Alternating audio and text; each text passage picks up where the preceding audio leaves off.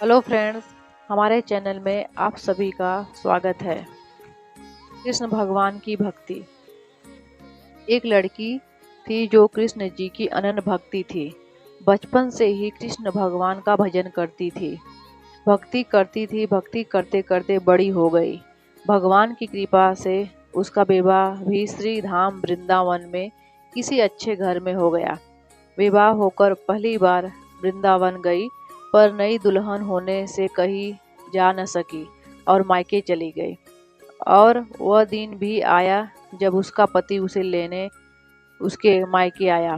अपने पति के साथ फिर वृंदावन पहुंच गई। पहुंचते पहुंचते उसे शाम हो गई। पति वृंदावन में यमुना किनारे रुककर कहने लगा, देखो शाम का समय है, मैं यमुना जी में स्नान करके अभी आता हूँ। तुम इस पेड़ के नीचे बैठ जाओ और सामान की देख रेख करना। मैं थोड़े ही समय में आ जाऊंगा। यहीं सामने ही हूँ, कुछ लगे तो मुझे आवाज दे देना।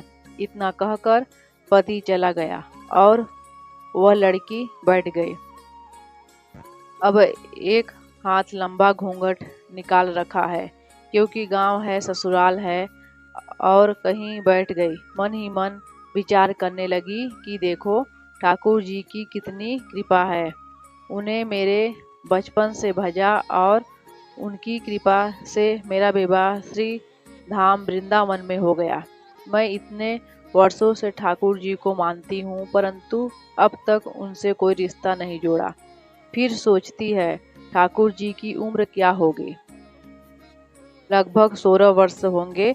मेरे पति 20 वर्ष के हैं, उनसे थोड़े से छोटे हैं, इसलिए मेरे पति के छोटे भाई की तरह हुए और मेरे देवर की तरह। तो आज से ठाकुर जी मेरे देवर हुए। अब तो ठाकुर जी से नया संबंध जोड़कर बड़ी प्रसन्न हुई और मन ही मन ठाकुर जी से कहने लगी, देखो ठाकुर जी, आज से मैं तुम्हारी भाभी और तुम मेरे देवर हो गए। अब वह समय आएगा जब तुम मुझे भाभी भाभी कहकर पुकारोगे। इतना सोच ही रही थी, तभी एक 10-15 वर्ष का बालक आया। उस लड़की से बोला, भाभी भाभी। लड़की अचानक अपने भाव से बाहर आई और सोचने लगी, वृंदावन में मैं तो नई हूँ, यह भाभी कहकर कौन बुला रहा है। नई थी इसलिए घूंघट उठकर नहीं देखा कि गांव से किसी बड़े बूढ़े ने देख लिया तो बदनामी होगी। अब वह बालक बार बार कहता, पर वह उत्तर न देती। बालक पास आया और बोला, भाभी तनिक अपना चेहरा तो दिखा दे। अब वह सोचने लगी, अरे यह बालक तो बड़ी जिद कर रहा है, इसलिए कस के घूंघट पकड़कर बैठ गई कि वह कहीं घूंघट उठाकर देख ले। लेकिन उस बालक ने जबरदस्ती घूंघट उठाकर देखा, चेहरा देखा और भाग गया। थोड़ी देर में उसका पति आ गया। उसने सारी बात अपने पति से कही। पति ने कहा, तुमने मुझे आवाज क्यों नहीं दी। लड़की बोली, वह तो इतने में भाग ही गया था। पति बोला, चिंता मत करो, वृंदावन बहुत बड़ा थोड़े ही है। कभी किसी गली में खेलता मिल गया तो हड्डी पसली एक कर दूंगा, फिर कभी ऐसा नहीं कर सकेगा। तुम्हें जहाँ भी देखे मुझे जरूर बताना। फिर दोनों घर गए। कुछ दिन बाद उनकी सास ने अपने बेटे से कहा, बेटा देख, तेरा विवाह हो गया, बहू मायके से भी आ गई, पर तुम दोनों अभी तक बाके बिहारी जी के दर्शन के लिए नहीं गए।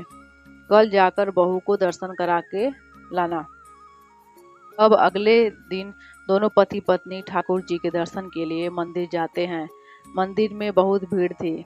लड़का कहने लगा, देखो तुम स्त्रियों के साथ आगे जाकर दर्शन करो, मैं भी आता हूँ। अब वह आगे गई, पर घूंघट नहीं उठाती।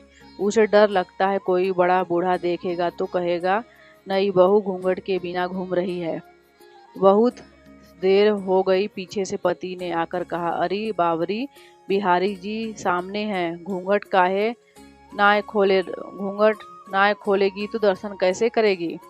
अब वह उसने अपना घूंघट उठाया और जो बाके बिहारी जी की ओर देखा बाके बिहारी जी की जगह वही लड़का मुस्कुराता हुआ दिखा तो एकदम से चिल्लाने लगी, सुनिए जल्दी आओ जल्दी आओ।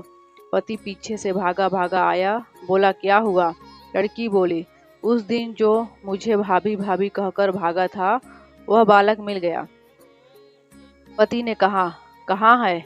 अभी उसे देखता हूँ। तो ठाकुर जी की ओर इशारा करके बोली, यह रहा आपके सामने ही तो है। उसके पति ने देखा तो अवाक रह गया और बोला, तुम धन्य हो, वास्तव में तुम्हारे हृदय में सच्चा भाव ठाकुर जी के प्रति है। मैं इतने वर्षों से वृंदावन में हूँ, मुझे आज तक उनके दर्शन नहीं हुए और तेरा भाव इतना उच्च है कि बिहारी जी के तुझे दर्शन हुए।